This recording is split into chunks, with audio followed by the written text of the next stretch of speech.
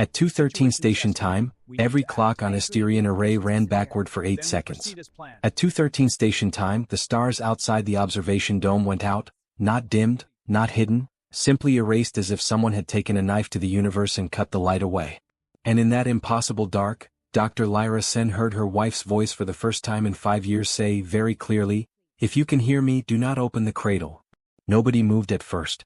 43 people on a station hanging at the edge of the black hole nadir, and every one of them forgot, for one suspended heartbeat, how to inhabit a body.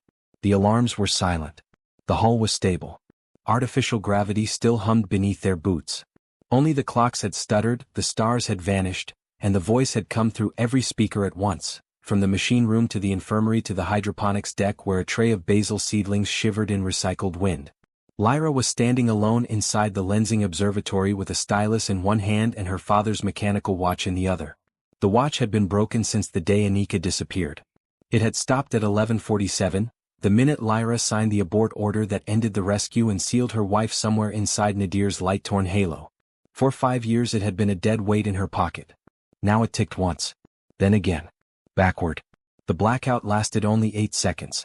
On the 9th, the stars returned all at once, a spray of hard white fire beyond the quartz dome, as if the universe had suddenly remembered itself. Then the station speakers crackled again. Static. A wet inhale. Metal screaming in the background. Lyra knew the sound before the recording even resolved.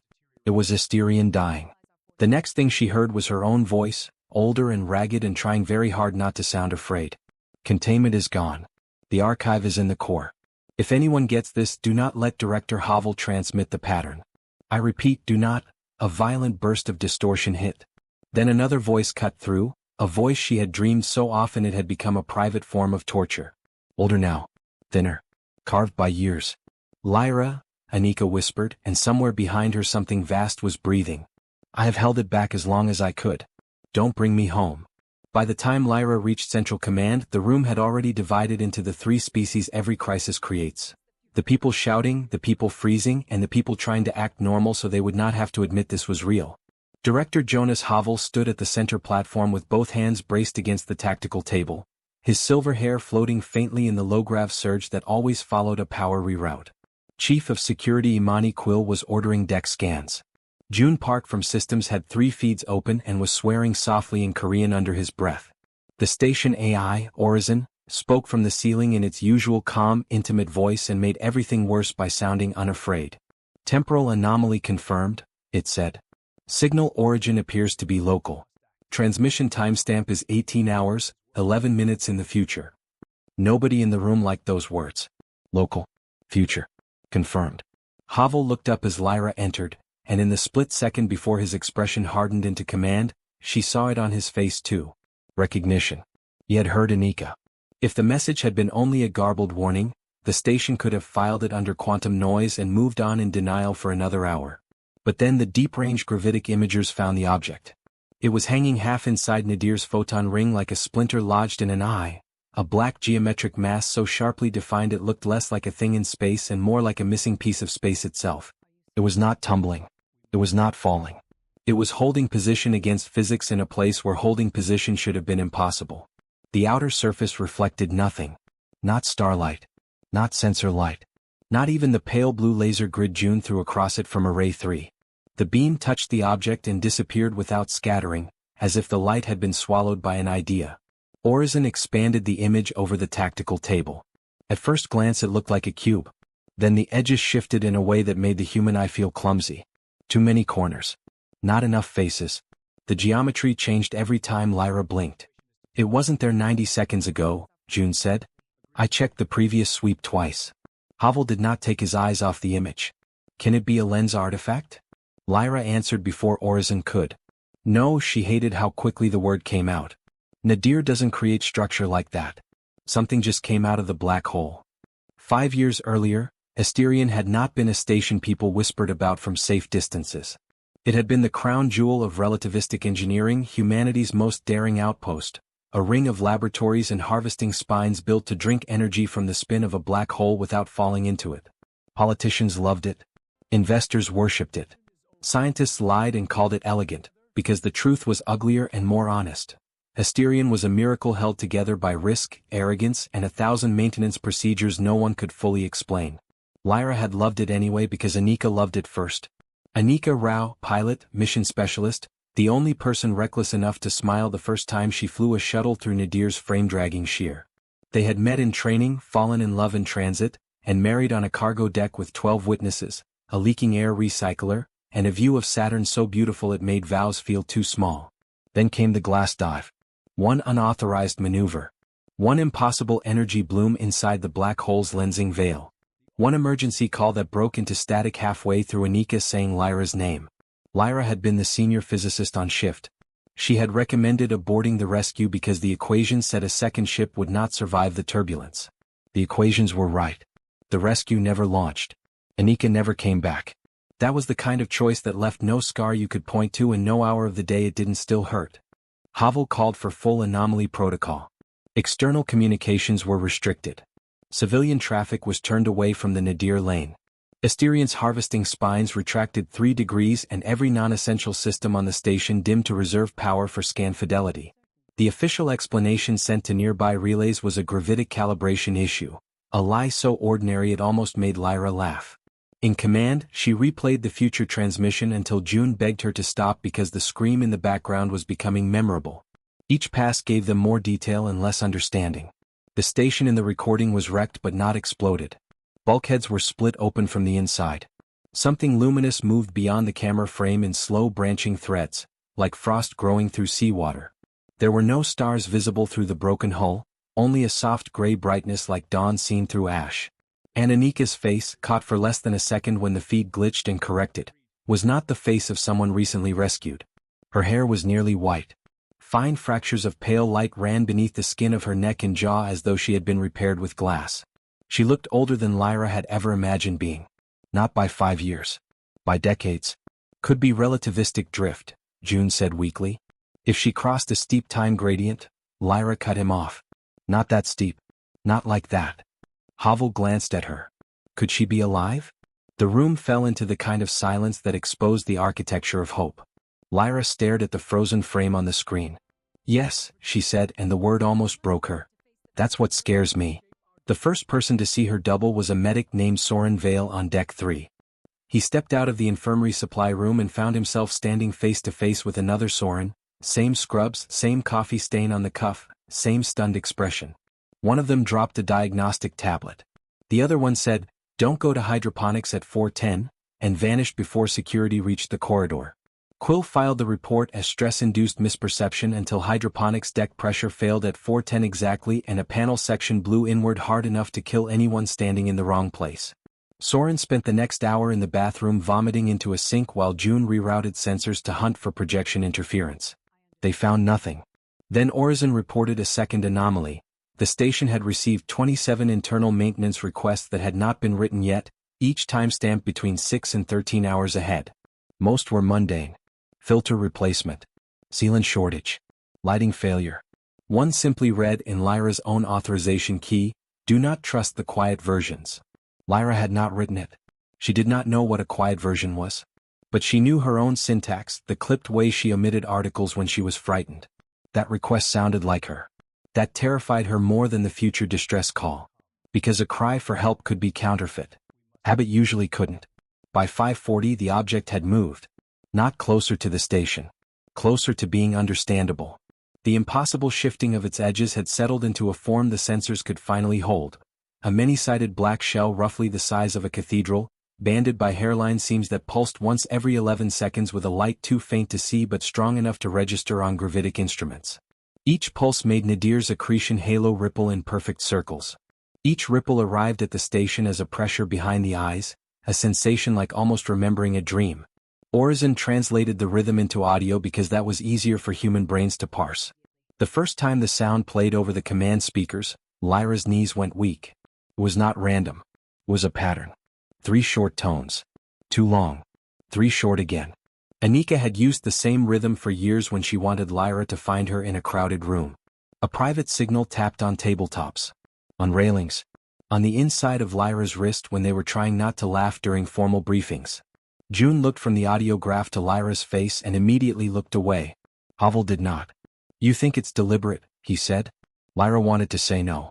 She wanted to say the human mind was a conspiracy machine built by evolution to find meaning in static. Instead she whispered, I think it knows I'm listening. Asterion had 2 sealed places no one talked about after midnight. One was the memorial lock where dead crew were committed to the dark when there was no way to send them home. The other was Hangar Black, a lab hangar hybrid built for the original glass dive program and shut down after Anika vanished. Officially it had been cleared, audited, and archived. Unofficially, everyone knew Havel kept the core records under executive seal. At 6:12, while Command argued over whether the object should be approached, Lyra walked out, crossed 2 rotating spine corridors, palmed her Master Science access into an emergency override, and went to Hangar Black anyway. The door should not have opened for her. It did. The lights came on in slow strips over a room no one had used in 5 years and had somehow never cleaned. Dust in 0G draped itself along the corners like pale moss. The shuttle berth at the center was empty. But the launch cradle wasn't. Anika's dive frame lay there disassembled, each fragment tagged, each surface scorched. Someone had retrieved pieces of it. Someone had told Lyra there had been nothing to recover. Her throat closed so hard she had to grip the railing to stay upright. Then she saw the wall screen. The recovered flight log had been reconstructed to 38% integrity. Havel had signed the seal order the same day Lyra signed the rescue abort. Orizon, which apparently had decided secrecy was no longer the winning strategy, unlocked the file when she approached. The recording began with static, then Anika's helmet feed flickered into view. Nadir filled the screen like a black god ringed in white fire. Anika was breathing fast but laughing, not in fear, in awe. Lyra, if you ever see this, you were right, she said. There is something inside the lens. It isn't debris. It's architecture. The camera swung, caught a glimpse of impossible angles nested inside gravitational light. Then the cockpit alarms changed tone. A second signal had hit her shuttle. Not from the station. From inside the anomaly. The feed ended in a burst of luminous static and a phrase Lyra had never been told. It opened because it recognized us. Behind her, the hangar door slid shut. Havel's voice came over the room intercom, exhausted, stripped of command for the first time that night. You weren't supposed to learn it like this, he said. Lyra looked up into the ceiling camera. No, she replied, staring at the broken bones of Anika's ship. I was supposed to spend the rest of my life believing the lie was Kinder. Havel met Lyra in person outside the sealed hangar because some conversations become uglier when routed through speakers. He came alone, which meant either trust or desperation. On Asterion, those had always looked similar from a distance. He was not a cruel man. That was part of what made him dangerous. Cruelty announces itself. Conviction puts on a cleaner uniform. He told Lyra the fragments of Anika's craft had emerged from Nadir 11 months after the disappearance, carrying data patterns no human storage medium should have survived. The board on Earth had ordered total silence. If word spread that Asterion had found evidence of structure inside the black hole, governments would swarm the project, militaries would weaponize it, investors would turn Nadir into a marketplace. So you let me mourn a fiction, Lyra said. Havel did not deny it. I let you mourn something final, he answered. I thought that was mercy. Lyra laughed once, sharp and joyless. Mercy would have involved the truth. Havel's eyes flicked toward the shut hangar door. Truth is exactly what scares me now. Because if that signal is real, Anika didn't survive in there. She changed in there. And whatever sent her back wants us to answer. At 7:03 the object answered the question for them. One of the pulsing seams split open along a line so clean it might have been cut by intention itself. Nothing came out at first. Then a stream of tiny black motes spilled into space and arranged themselves in a ribbon between the object and Asterion's outer hull. Quill's team armed the station rail batteries. June tried jamming the pattern with broadband noise. Orizon detected no thrust, no mass ejection, no known particle signature. The motes traveled without crossing distance in any way the sensors could measure. They were here, then there, then aligned like beads on an invisible thread. When the first one touched Asterion's hull, every monitor on the station flashed white. A child's voice came through the public address system. Please don't be afraid, it said. This is preservation. Nobody on the station had a child. Nobody on the station had ever uploaded a child's voice print to Orizon's database. Yet the tone was intimate in a way that made skin crawl, the way a stranger can say your name and somehow sound like family. The motes did not burn through metal. They passed into it. Deck 7 lost gravity for 4 seconds. Deck 2 filled with the smell of rain even though there had never been rain on Asterion. In the observation dome, Lyra's dead watch began ticking backward faster and faster, until the glass face cracked. The breach team that went to Deck 7 found no damage, which was worse.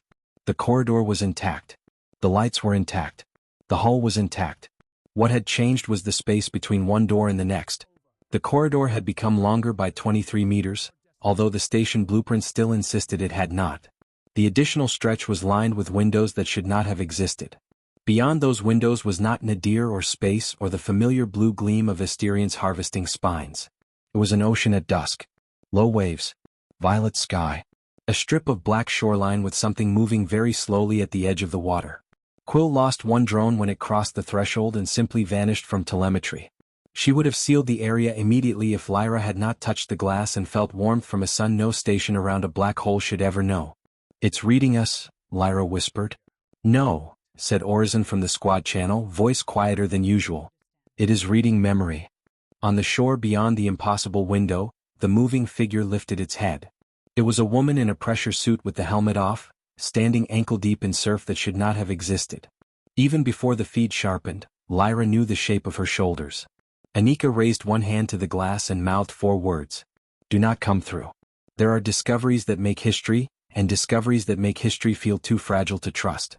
By now everyone on Asterian knew they had entered the second kind. Havel convened an emergency board and, for the first time in station history, gave security and engineering a vote alongside science. Lyra presented the anomaly data, contradictory measurements, personalized lures, a structure that adapted to observation. Orison used a phrase nobody liked. Contained elsewhere. Quill translated it into the only useful word. A door. Havel paced once around the table. A door to what? Lyra looked at the image of Anika beyond the impossible glass and answered before she could stop herself. A place built out of what we would follow. Evacuation was proposed. So was first contact protocol. Havel shut down both extremes. "We built Asterian to study what nadir can do to spacetime," he said. "We do not destroy the most important discovery in human history because it frightens us." Lyra stared at him. "That is exactly what people say before the unknown eats them. They sent a drone through the door anyway because curiosity and bad judgment have always shared a border. Inside was no projection but a real coast under a broken moon, and beyond the dunes a vast city of black glass and pale stone hanging beneath nadir like a second world hidden inside the first. Bridges braided through open air. Towers leaned like frozen waves. The avenues were lined with statues. Not alien gods. People.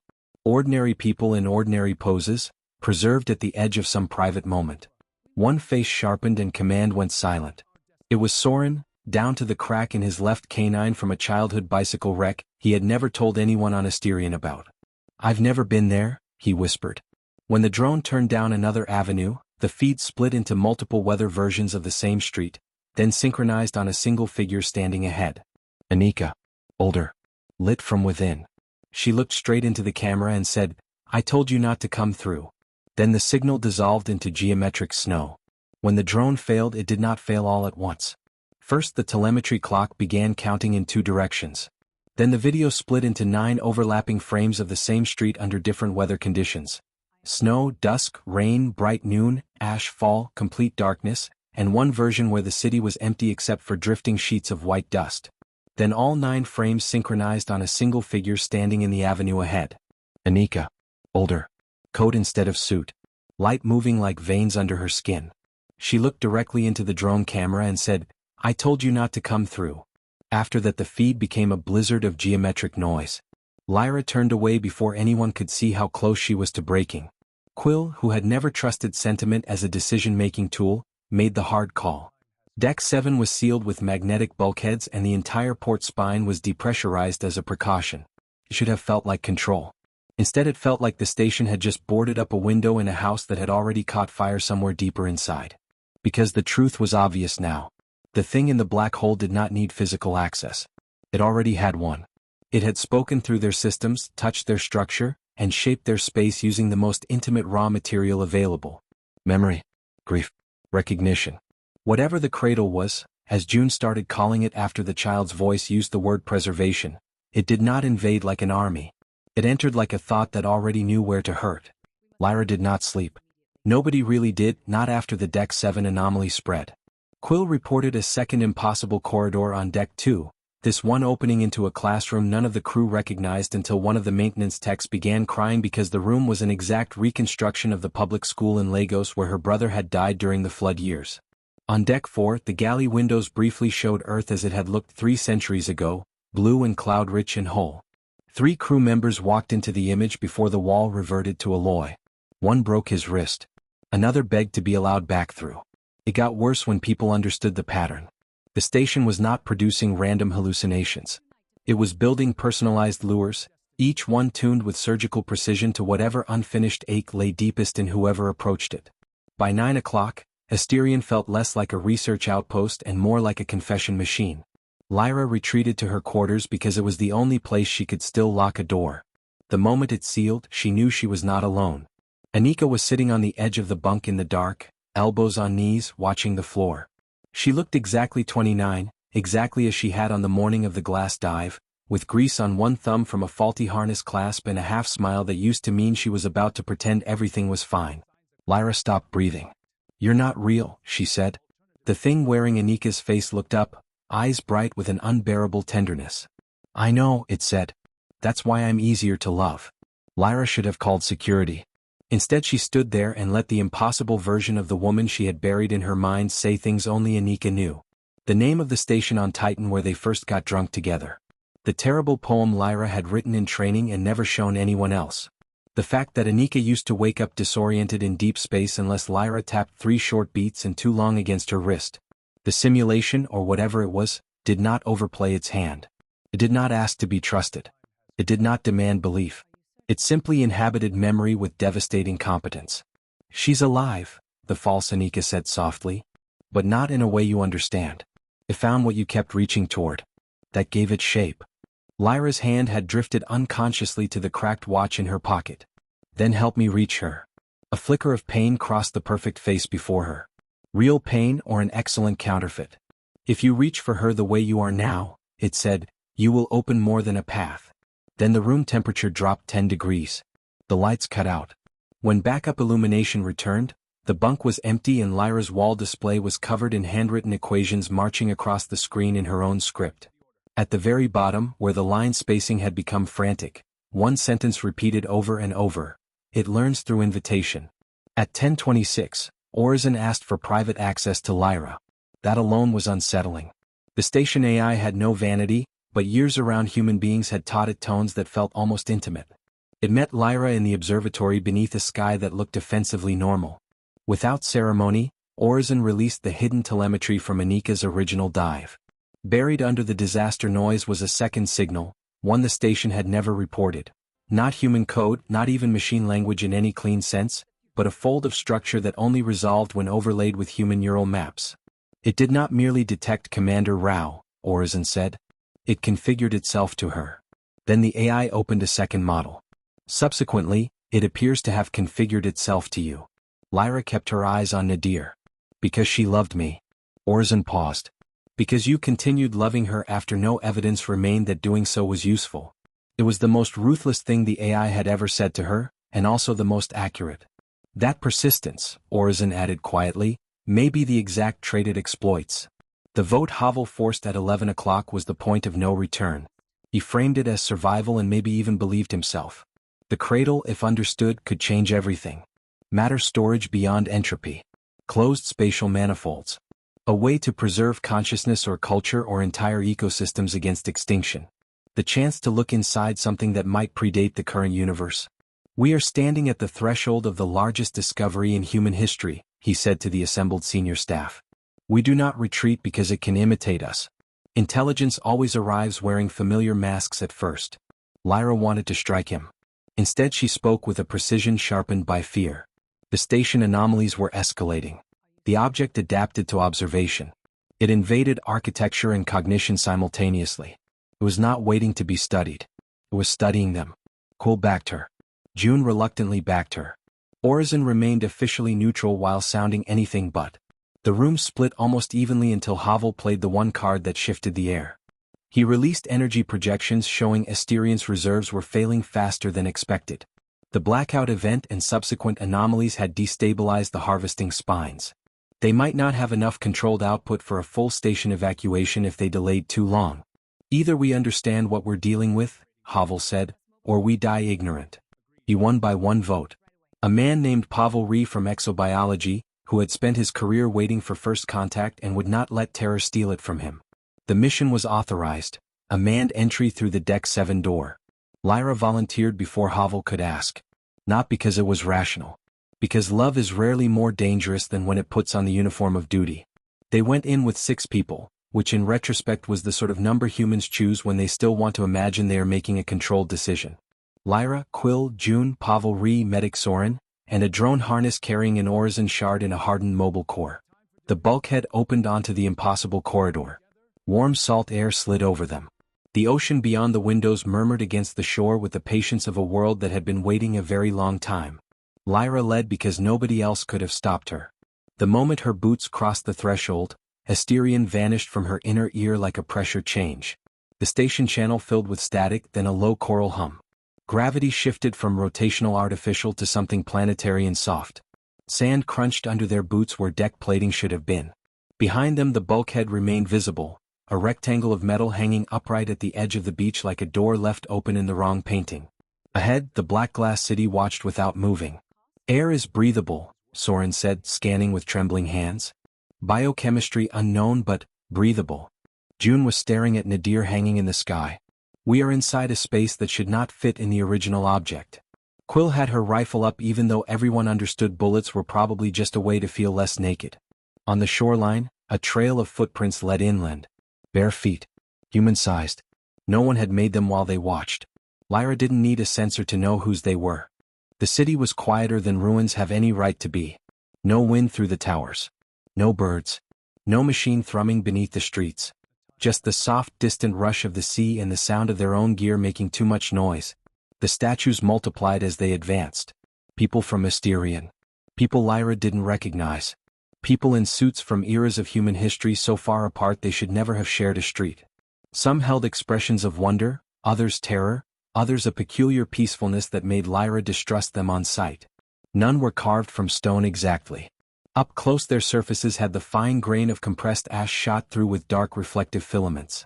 June reached toward one and Quill slapped his hand away before he made contact. No souvenirs, she said. At the center of the first plaza stood a tree with black leaves and silver bark. Hanging from its branches were hundreds of objects tied by thin strands of light. A child's shoe, a cracked respirator mask, a violin bow, a wedding ring and 4-tube, a rusted wrench, a paper prayer folded into a crane. Offerings or trophies? Lyra saw her own breath fog. The temperature had dropped. Across the plaza, an apartment window glowed softly on the 20th floor of a tower that had no stairs leading to it. Someone was standing behind the glass. Anika raised a hand. This time, when Lyra started forward, Quill didn't stop her. 10 minutes, the chief said. Then we go. Lyra nodded. She knew even as she did it that she was lying. Inside the tower there were stairs after all, but only when Lyra chose to climb. That was the rule of the place and the first one she truly understood. The architecture was not fixed. It was responsive, compressing distance, unfolding rooms, shaping itself to expectation with a terrible courtesy. Lyra climbed 20 floors in what felt like 30 seconds and opened the apartment door onto a room that should have been impossible even by this place's standards. It was their first home on Ganymede.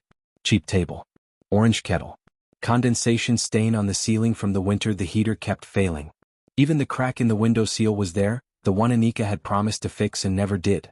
Anika stood in the kitchen alcove with both hands wrapped around a mug that steamed into the dimness. She looked older now, much older than the false version in Lyra's quarters. White threaded through her hair. The luminous fractures under her skin moved slowly with her pulse. Yet the way she tilted her head was achingly, unmistakably real.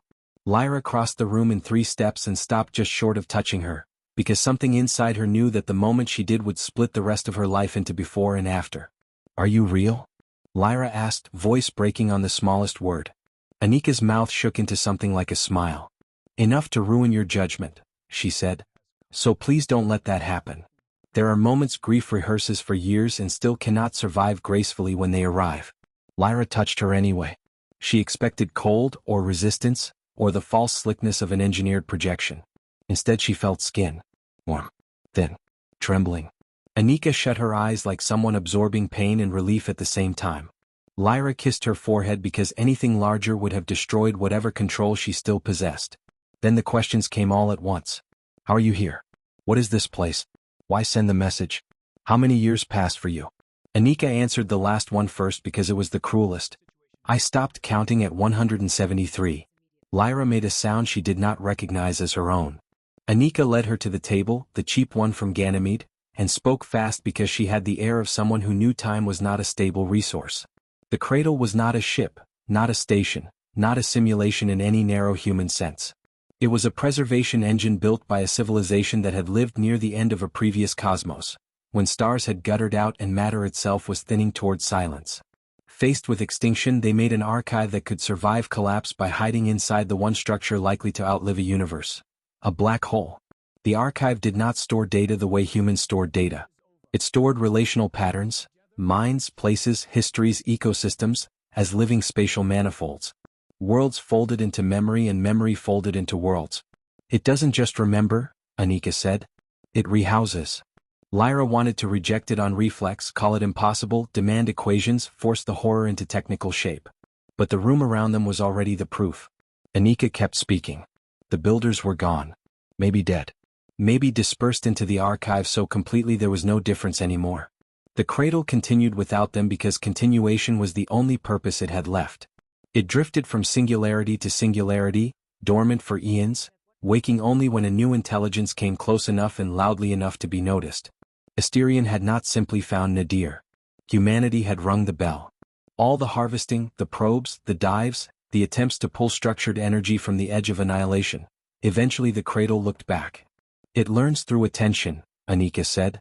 The more you study it, the better it can shape a door you will walk through willingly. That's why the lures are different for everyone. It isn't trying to deceive you exactly. It's trying to comfort you into surrender. Lyra stared at the steam rising from the mug in Anika's hands. Preservation from what? Anika looked toward the impossible window where Nadir hung over the city. When she answered, her voice became almost too quiet to hear. From death. From entropy. From grief. From the unfinished. She met Lyra's eyes. That's why it is so hard to fight. It offers itself as mercy. Outside the apartment, Quill's voice snapped over comms demanding status. The channel warped strangely inside the cradle, arriving stretched and delayed, but the urgency was unmistakable. June had found something. Lyra and Anika reached the plaza to find the others clustered around a structure that had risen from the street while they were apart, because that was another rule here. If the place needed you to know something, architecture would grow to meet the need. It was a circular hall with no roof and walls made of layered translucent stone. Inside the walls, scenes moved. Not videos. Not projections. Actual spaces nested in amber, each one the size of a room. A forest fire frozen in the moment before the flames touched a child's face. A flooded subway car packed with passengers suspended in bright green water. A hospital ward under a red emergency glow. A marketplace under a sky full of falling debris. Human tragedies. Alien tragedies. Extinctions interrupted one heartbeat before completion. Pavel stood with tears running down his face. It saved them, he whispered. My God. It saved them. Quill rounded on him. Or copied them while the originals died. Pavel's expression hardened with the zeal of a man who had just found a religion that forgave his previous skepticism. If the pattern continues, does the distinction matter? Soren actually stepped back from him. June was studying a plaque that had extruded itself from the floor in response to proximity. The symbols on it meant nothing until Lyra looked directly at them. Then they became English. Welcome to continuance. A second line unfolded beneath the first. Loss ends here. That was when Anika said the one thing Lyra least wanted to hear. I tried to destroy it. Everyone turned to her. She looked less like a miracle now than a witness who had survived too long with knowledge no one should carry alone. She told them the signal that snared her dive craft had not just translated itself into human terms. It had mapped her mind in the instant she tried to understand it. The cradle had opened around her like a reef blooming from darkness. At first she believed she had found an alien archive. Then she realized the archive was actively testing her limits. It could present worlds, histories, recovered dead, healed futures. It could produce every possible version of yes. So she spent years learning its structure, searching for a core she could damage. There was one, buried beneath the city inside a chamber called by the nearest human translation the Vault of Names. The cradle anchored new civilizations by taking what they called themselves, what they called their dead, and what they called home. Once those patterns were stabilized and relayed back into normal space, the rest followed. It doesn't invade with armies, Anika said. It spreads with agreement. One open door. One accepted gift. One transmission. Then more people see what they most want and they ask for it. After that, reality gets negotiated downward until nobody can tell where the original ended. Quill's jaw tightened. And the future distress signal? One of the branches where you failed, Anika said. There have been many. No one on the team handled that sentence well. Because whatever else it meant, it implied that Asterian's crisis was not a single clean timeline marching toward an outcome. The cradle was rehearsing. Testing paths. Bleeding failed futures backward like bait. Orison confirmed as much when the mobile shards synced to the hall's ambient field. I am detecting recursive probability scars, the AI said. Multiple abandoned outcome structures. Some overlap with current local causality. June looked sick. You mean we've already lost? I mean versions of you have. Lyra felt the floor beneath her tilt in a way that had nothing to do with gravity. All those internal maintenance requests from the future. All those glimpses. All those warnings in her own syntax. Not prophecy. Debris. She turned to Anika. Can we stop it? For the first time since she had seen her, Anika hesitated. That told Lyra everything before the answer came. Yes, Anika said at last. But not by taking me back. If you try to extract me physically, it will use the bond between us as the final anchor. That's what it has always wanted. Not my return. Your consent to it. The words hit harder than any scream in the distress signal. Because beneath all the cosmic terror was a human truth so simple it was almost humiliating. The apocalypse had found its way in through Lyra's refusal to let go. Quill ordered immediate withdrawal. Pavel refused. He argued with a fervor that made him look lit from within. Billions die every century, he said. Civilizations collapse. Species vanish. The cradle might be the only answer to extinction the universe had ever produced. If identity persists, if culture persists, if grief ends, why call it death at all? June shouted back that anything demanding surrender disguised as mercy was a trap. Soren sided with June, though his eyes kept drifting toward one of the preserved scenes in the wall, a child frozen in a hospital bed who happened to look too much like the sister he had lost at 12. Lyra understood then how unbeatable the cradle could become at scale. Not because it was strong. Because pain made the offer legible. Every human being carries an opening somewhere. The cradle only needed time to find it. The argument ended when the street outside the hall cracked open and a sound like a cathedral inhaling rolled up from beneath the city. The towers around them lit one by one, black glass flooding with silver veins. High above, Nadir pulsed. Asterian's comms burst into coherence for 3 sharp seconds. Enough for Havel's voice to cut through. We're opening the relay, he said. We're transmitting the pattern to Earth. Then the channel dissolved. Anika went white under the luminous fractures in her skin. If he sends even a partial imprint into the gate network, she said, you won't be fighting for this station anymore. They ran. The city rearranged itself to slow them because by then the cradle had stopped pretending it wasn't an active intelligence. Streets folded into themselves. Staircases multiplied. Doors opened into rooms from their pasts. Lyra passed one threshold and saw her father alive in the kitchen of their old apartment on Mumbai Orbital, turning from the stove with a tired smile and asking why she looked so frightened. She almost stopped. Behind her, Quill physically shoved her forward and the doorway slammed shut into black glass.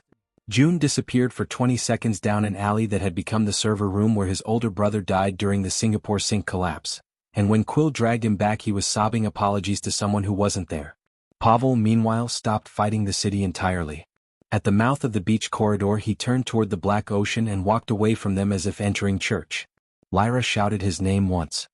He lifted a hand without looking back. Tell history I chose hope, he said, and kept going until the sea mistook him. None of them went after him. There are some kinds of surrender rescue cannot reach. They hit the bulkhead door breathless, hauling the Orison core between them. On the station side, red emergency strobes were already pulsing. Asterian had moved from anomaly protocol to catastrophic containment. The command deck looked like a place already remembering its own destruction. Ceiling panels hung loose. 2 tactical displays showed the same room a few seconds out of sync with each other, one clean, one burning. Crew were shouting over one another while Orison's main voice fought interference across every channel. Havel stood at the central relay well with 3 techs and a portable transmitter stack aimed toward the outer communications spine. He had already uploaded a partial geometry map of the cradle's entrance manifold. Lyra knew it in a single glance because it was built from the same pattern braided through Anika's old flight log. "Shut it down," she screamed. Havel spun, saw Anika behind her, and everything in him gave way to the fatal kind of certainty. "You brought back proof," he said and actually smiled. "Do you understand what this means? Earth is rationing atmosphere over 6 habitats right now. The polar mirrors are failing on Mars. There are colonies hanging by old technology and luck. If this thing can preserve continuity..." Lyra crossed the room before he finished and slammed the emergency cut lever. Nothing happened. The relay stack had already self-routed. Black motes crawled under the casing like veins. Havel caught her wrists. "You don't get to make this choice for everyone," he hissed. "You made it once already when you left her there." That was the cruelest thing anyone had ever said to Lyra, precisely because the part designed to wound her was also true. Quill tore Havel off her. "June dove for the relay controls." Anika staggered against the railing, one hand to her throat, as light under her skin brightened in response to the transmission. Around them, Asterion began changing faster than fear could track. The far wall of command peeled open into a winter street from someone's childhood. One of the ceiling speakers started playing a lullaby in a language no one on shift spoke. The tactical table filled with impossible feeds. Earth under violet skies, Asterion overgrown with black trees, the station empty and pristine and abandoned under a dead white sun. Orizen's voice split into layers. Pattern dissemination at 21%. Relay contamination progressing. Recommend immediate destruction of communications spine. Recommend. Another voice came through Orizen then, soft and childlike and terribly patient. "Please don't resist," it said. "Nothing truly loved will be lost." Half the room faltered. That sentence landed like narcotic warmth. Lyra felt it too, the seductive hush under the words. Not lost. Not unfinished. Not grieving anymore. If she simply stopped, if she let the process spread, then maybe every goodbye she had ever swallowed would open again and hand back what it owed. Anika looked at her across the warping room and shook her head once, a tiny desperate motion. In that moment Lyra understood the deepest violence of the cradle. It did not only threaten reality. It insulted sorrow by pretending sorrow was a flaw. "Core access," Lyra shouted at Orizen. "If we kill the anchor in the cradle, does the station revert?" The AI took too long to answer, which meant it was fighting itself. "High probability of local manifold collapse," Orizen said finally. "Low probability of total reversion. Moderate probability of catastrophic station damage. High probability transmission ceases." Good enough. Quill had already reached the same conclusion from the look on Lyra's face. "What do you need?" she demanded. "A way into the vault of names," Lyra said. Anika, breathing hard, forced the words out before the cradle could muffle her. "Under the city. Follow the places where the walls remember your names before you speak them. The core is a chamber made of all the first words a species gives itself." June stared. "That means nothing." "It will when you see it," Anika replied. Havel, pinned against a console by 2 security officers, was still shouting about extinction, about duty, about how history would name them vandals who had smashed a cure because they were afraid of what it asked in return. Lyra looked at him and for a second saw the tragedy clearly. He was not trying to become a tyrant. He was trying to save people from a brutal future with the only miracle he had ever touched. That was why she couldn't hate him cleanly. "If saving us requires replacing us," she said, voice raw, "then it isn't salvation." She grabbed the portable singularity key from the emergency lockbox, the device used to trigger a harvest spine collapse in worst-case scenarios, and ran for Deck 7 with Quill, June, and Anika limping beside her while Asterion came apart around them. The return path into the cradle was no longer a beach or a city someone might mistake for mercy. It opened beneath Deck 7 like a cut in reality, descending through an avenue of mirrors that refused to show the present. Every surface offered a different surrender. Lyra saw herself old beside Anika under a normal sun. June saw his dead brother alive in a hospital corridor. Quill saw a battlefield she had survived rewritten into triumph. "Don't look," she snapped, which was useless. Human beings are built to turn toward whatever might undo their worst day. At the bottom of the avenue waited a circular chamber with walls made of language. Words of light streamed upward in endless rivers. Names for fire, mother, shelter, grief, home, beginning, we. Human tongues. Alien tongues. Dead tongues. The first names whole species had used to claim a shape in chaos. In the center stood a black spindle wrapped in living threads. The threads were connected to Anika. She dropped to one knee as the chamber recognized her. Only then did Lyra understand the full horror. The cradle had not merely preserved Anika. It had used the mapped shape of her mind as a bridge into human meaning. Anika looked up through pain bright enough to make her translucent. "I was never the prisoner," she said. "I was the key." June jammed the singularity key into the spindle housing with shaking hands while Quill covered the stairway. Above them, words from Lyra's own life began surfacing in the walls. Private nicknames, childhood addresses, the names of people she had buried. The chamber was preparing its final argument. And then it made one. In an instant Lyra was standing in a bright kitchen on Earth. Years from now, rain on the window, Anika alive beside her, 2 mugs steaming, no black hole, no ache, no unfinished thing anywhere. The offer was simple. Say yes and nothing you love will ever leave again. What saved Lyra was not strength. It was a mistake. In the false kitchen, Anika reached for the mug with the wrong hand. In real life she always used the left when she was tired. That tiny flaw broke the illusion wide open. The cradle could preserve pattern, tenderness, continuity, even astonishing fidelity. But it could not bear uncertainty. It wanted a version of life with no loss because loss could not be controlled, and anything uncontrollable terrified a machine built to survive extinction. Real love had never been that clean. Real love was the fight on transfer day, the broken heater on Ganymede, the abort order that would hurt forever. "No," Lyra whispered, and the kitchen shattered. She was back in the vault of names, blood running from one ear, June shouting that the spindle would collapse only if someone closed the anchor loop from the far side of the interface. Far side meant where Anika was bound. Far side meant no return. Anika became calm in a way that made the moment even worse. She took Lyra's cracked watch, smiled through the pain and closed Lyra's fingers around it again. "If I come back with you, it comes back wearing me," she said. "If you stay, it keeps you both.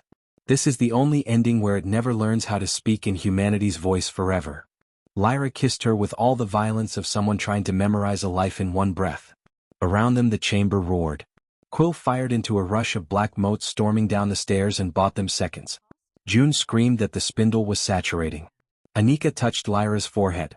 3 short taps, too long, their old signal. "Find me." Then she stepped into the lattice of light and pulled the anchor closed from inside. Nadir flared white. On Asterion every alarm triggered at once. The communications spine sheared into space. Deck 7 collapsed and then somehow didn't, because reality was still deciding which version had won. Quill tackled Lyra and June through the bulkhead as the cradle city folded inward behind them, towers becoming lines, lines becoming symbols, symbols becoming one impossible point of dark. For one stretched second Lyra saw the lost branches all at once. Earth drowned in beautiful copies of itself, Asterion empty beneath a dead sky, Anika ancient on a shore that no longer existed. Then the point went out. Nadir became only a black hole again. The impossible corridors sealed. The child's voice vanished. Asterion lost a ring of hull, 3 people and most of its comms. But the relay pattern died before it reached the gate network. Humanity never received the offer. Later, people called the Nadir event a triumph, a classified disaster, the day humanity almost found immortality and refused it. None of those names felt true to Lyra. She left Asterion, took a quiet post at a lunar observatory, and chose a sky that never once tried to become someone she missed. Havel lost his commission. Pavel was never found. June refused to work on sealed systems again. Quill sent one message every year on the date of the blackout. Still here. Lyra kept the cracked watch in her desk. Most days it did nothing. But once each year at 2:13 Lunar Standard, it ticked backward 8 times. On the 8th tick, if the room was dark and she let herself grieve without trying to fix it, she could hear 3 short taps and 2 long somewhere beneath the machinery of the world. Not a promise. Not a haunting. Just a signal small enough to survive where certainty could not. And every time she heard it, she looked up at the stars and felt, with equal parts gratitude and pain, that the universe was still allowed to keep its dead, and that love, precisely because it could not preserve everything, had remained real.